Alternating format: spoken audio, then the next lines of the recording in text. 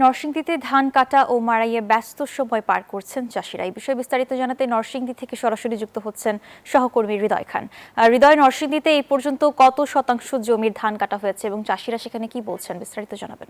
ধন্যবাদ মেঘলা। আপনি যেমনটি বলছিলেন, আমি এই মুহূর্তে রয়েছি নরসিংদীর পলাশ উপজেলায়। আপনাকে যদি আমি জানিয়ে রাখি, এখানে কিন্তু বিস্তীর্ণ মাঠ জুড়ে ধানের আবাদ করা হয়েছিল। সেই ধানগুলো কিন্তু এখন কাটা এবং একই সাথে মাড়াইয়ের কাজ চলছে। আমরা যদি আপনাকে দেখাই যে এখানে বিস্তীর্ণ মাঠ জুড়ে কিন্তু সোনালী ধান দেখতে পারবেন।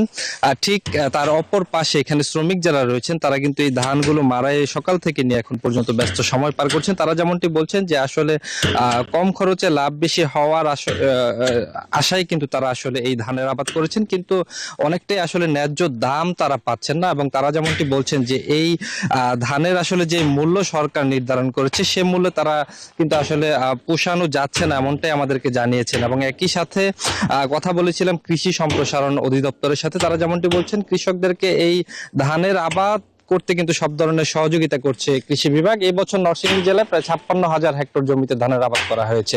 এই ছিল আমার কাছে সর্বশেষ। ফিরে যাবো স্টুডিওতে। হৃদয়, আপনাকে ধন্যবাদ।